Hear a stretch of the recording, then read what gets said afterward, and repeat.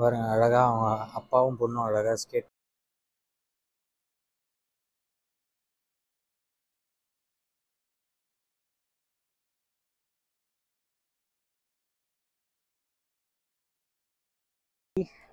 வந்து ஸ்ட்ரெயிட்டாகவே நான் சொன்ன மாதிரி சைட் சீயிங்க்கு தான் போயிட்டுருக்கேன். துபாய் மால் போயிட்டுருக்கேன்.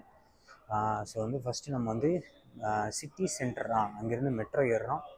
அங்கேருந்து ஸ்ட்ரெயிட்டாக நம்ம வந்து துபாய் மால் மெட்ரோ இறங்குறோம். அங்கேருந்து துபாய் மாலை பார்க்குறோம். புர்ஜ் கலீஃபாவில் சன்செட்டு 5:30க்கு புக் பண்ணியிருக்கேன், அதையும் பார்க்குறோம். இப்போ டைம் 2 o'clock ஆகுது. ஸோ இது 2 பிளானையும் இன்றைக்கி முடிக்கிறோம். இதுதான் வந்து என்னோட task. وهي محطة انتقالية بين خطي الأحمر والأخضر لمترو دبي.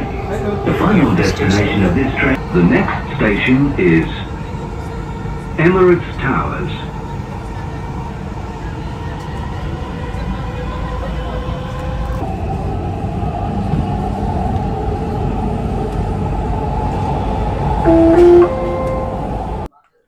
Dubai mall.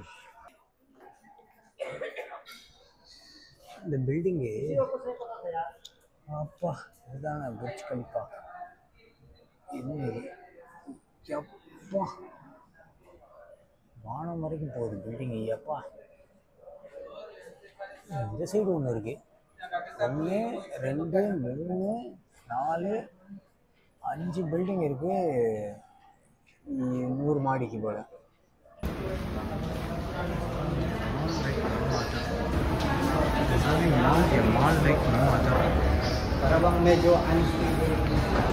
Dubai mall entering.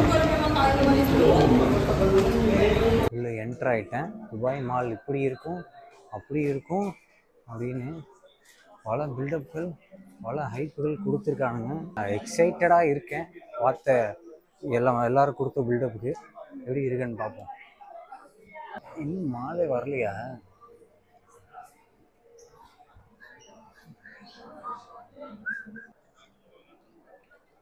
ஆஹா, ஆரம்பத்திலேயே அட்டகாசமாக லைட்லாம் போட்டிருக்காங்க. ஓப்பனிங்லேயே ஏதோ ரெஸ்டாரண்ட் போல் வேற லெவலில் இருக்கீங்கப்பா. Star atrium, Dubai fountain, Dubai aquarium, water fall, galleries எல்லாமே இந்த பக்கம். மாலுக்கு வந்து எக்ஸைட்டிங்கான ஒரு விஷயத்தை பார்த்துருக்கேன். வாவ், சூப்பராக இருக்குது செட்டப்பு. ராணி டைவ் அடிக்கிற மாதிரி சூப்பராக செட் பண்ணியிருக்காங்க. இங்கே ஒன்று இருக்குது, இதே மாதிரி அங்கே ஒன்று இருக்குது. அந்த ஃபால்ஸ் மாதிரியே இங்கேயும் ஒரு ஃபால்ஸ் வச்சுருக்காங்க. பட் இதில் எக்ஸ்ட்ரா ஃபிட்டிங்காக இங்கே ஹார்ட் ஒன்று வச்சுருக்காங்க. ஸோ சிங்கப்பூர், துபாய் இந்த மாதிரி ரொம்ப டெவலப்பான சிட்டிஸில் வந்து ஆர்டிஃபிஷியலாக இந்த மாதிரி ஃபால்ஸ் வச்சுருக்காங்க. அந்த ஒரு ஃபீல் கொடுக்கறதுக்காக வச்சுருக்காங்க. நல்லா தொங்கிருக்காங்க. ஆர்டிஃபிஷியல்னாலுமே பார்க்குறதுக்கு ரொம்ப அழகாக இருக்குது. பாருங்க, தண்ணி ஆளே கொட்டுறது. அந்த ஒரு டைவ் அடிக்கிற அந்த இது இந்த ஆங்கிள்லேருந்து சூப்பராக இருக்குது.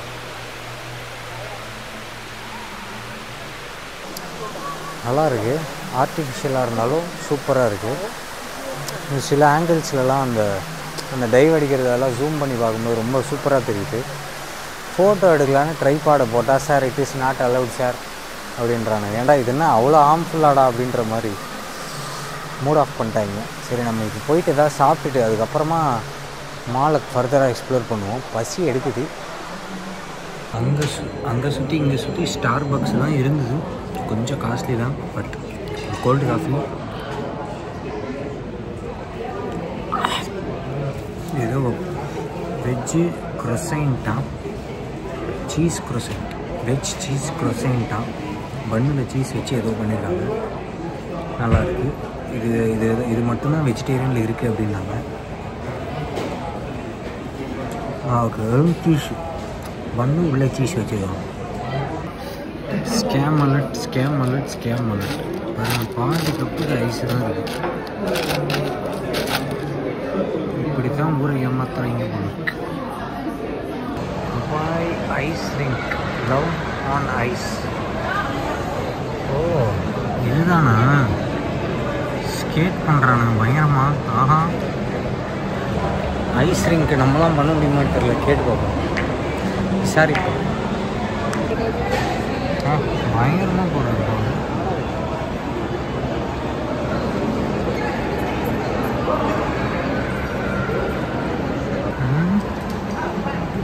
நம்மளும் பண்ணலாம் போல இருக்கு. ஓகே,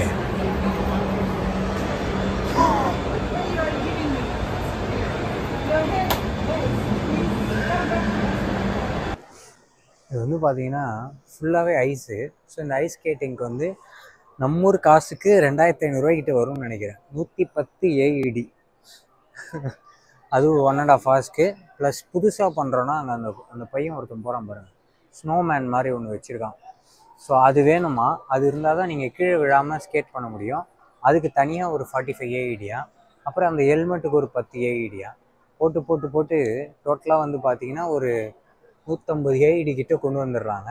ஸோ அது அந்த அளவுக்கு எனக்கு ஒர்த்தான்னு தெரியல. ஏன்னா எனக்கு ஸ்கேட்டிங்கும் தெரியாது. ஸோ நம்ம வந்து இது போய் ட்ரை பண்ணுற அளவுக்கு எனக்கு அது ஒர்த்தாக தெரியல. மேபி குழந்தைங்களோட வரீங்கன்னா இந்த மாதிரி ஸ்னோமேன் வச்சுட்டு குழந்தையோட ட்ரை பண்ணலாம். பட் நான் இது ட்ரை பண்ணல. பாருங்க, அழகாக அவங்க அப்பாவும் பொண்ணும் அழகாக ஸ்கேட் பண்ணிட்டே போகிறாங்க. ஸோ அந்த சப்போர்ட்டுக்கு அந்த ஸ்னோமேன் இருந்தால் தான் கரெக்டாக இருக்குமா ஃபார் பிகினர்ஸ்க்கு. 155 million years ago. இதுதான் துபாய் டைனோவா. இதுதான் 12ஆம் நூற்றாண்டில் வாழ்ந்த டிராகுலா. ஒரிஜினல்ன்றாங்க. Original skeleton over 155 million years. அப்படியா இருக்குமோ? ஒருவேளை உண்மையாகவே இருக்குமோ? ஸோ ஸ்டார் ஆட்ரியம், ஃபவுண்டெயின், இது ரெண்டையும் பார்த்துட்டு நம்ம வந்து புர்ஜ் கலிஃபா டாப்புக்கு போக வேண்டியதுதான். வாவ், இதுதான் அண்டர் வாட்டர் மியூசியம் போல. பியூட்டிஃபுல்லாக இருக்குது. நம்மளை போகிற நிறைய பேர் நிற்கிறாங்க. உள்ளே யாரும் போக மாட்டாங்க. வாவ், இதுதான் அந்த under water museum pole.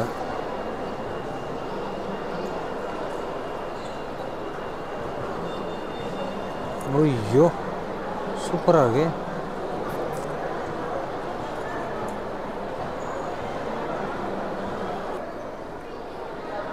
Okay, similar, same Dubai aquarium and under water show. So அந்த லைட்டு செட்டிங்ஸு எல்லாமே வந்து சிங்கப்பூரில் சி அக்வேரியம் அதே மாதிரி தான் இருக்குது. ஸோ அதனால் நான் வந்து காசு வேஸ்ட் பண்ணல. திருப்பி ரிப்பீட்டடாக ஏன் அதே மாதிரி பார்க்கணுன்னு சொல்லிட்டு. ஸோ வேறு ஏதாவது ஆக்டிவிட்டி இருந்தால் இந்த மணியை அதில் ஸ்பெண்ட் பண்ணி பார்க்கலாம் அப்படின்னு சொல்லி இப்போ தேடிக்கிட்டு இருக்கேன். அடுத்து ஏதோ ஃபவுண்டெயின் ஒன்று இருக்கான், அது என்னென்னு பார்ப்போம்.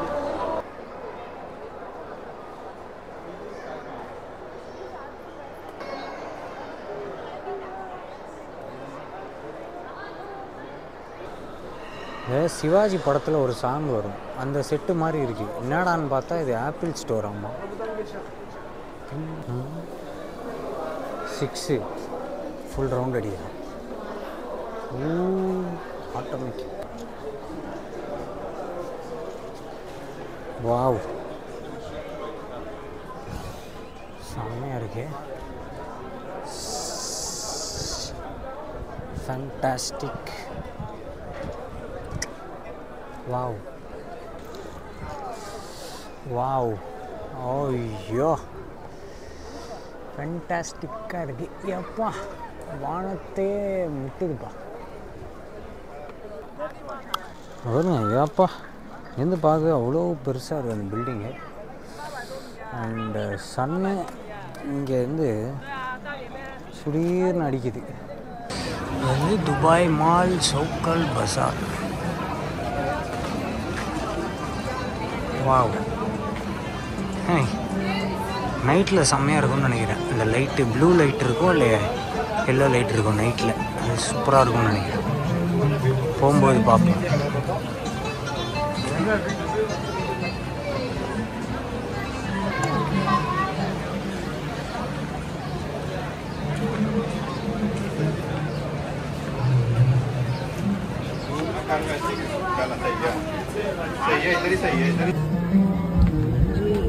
இதுதான் அந்த ஃபவுண்டைன். ஸோ இப்போ இல்லை போல, நைட்டு தான் ஆன் பண்ணுவாங்க. வா, துபாய் மாலு நைட்டு டேவோட நைட்டு செம கலர்ஃபுல்லாக இருக்கு பாருங்க. அப்படியே திரும்பி புர்ஜ் கலிஃபாவை பார்த்தா வா செம்மையாக இருக்கு. செம்ம க்ரௌடாக இருக்குது, ஃபுல்லாக இருக்குது. அதான் அந்த இது நடக்கும்னு நினைக்கிறேன், ஃபவுண்டனு. இங்கே பாருங்க, இதில் தான் ஹாப்பி பர்த்டே ஷாருக் கான் வரும் போல். ஒரு வாட்டி அவர் பர்த்டேக்கு வந்துடணும். அப்படி என்னதான் தெரியுதுன்னு பார்ப்போம் புர்ஜ் கலிஃபாவில்.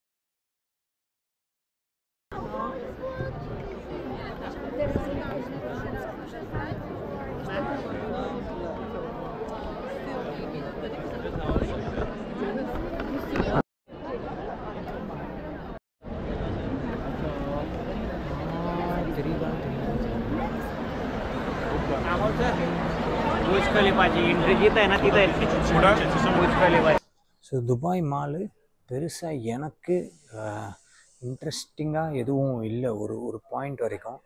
அதுக்கப்புறம் வந்து அந்த லாஸ்ட்டாக ஃபினிஷிங் டச்சு இந்த லைட் ஷோ அதை வச்சு முடித்ததுனால எனக்கு கொஞ்சம் ஓகே, ஓரளவுக்கு ஒர்த் அப்படின்னு தோணுச்சு டைம் ஸ்பெண்ட் பண்ணுது. ஸோ இதோட இந்த வீடியோவை முடிச்சுக்கிறேன். அடுத்த வீடியோவில் வந்து புர்ஜ் கலிஃபாவை நம்ம வந்து அடுத்த வீடியோவில் பார்க்கலாம். ஸோ இந்த வீடியோ பிடிச்சிருந்தால் லைக் பண்ணுங்கள், கருத்து வேறு கமெண்ட்டில் ஷேர் பண்ணுங்கள், மறக்காமல் சேனலுக்கு சப்ஸ்கிரைப் பண்ணுறேங்க. See you all in next video.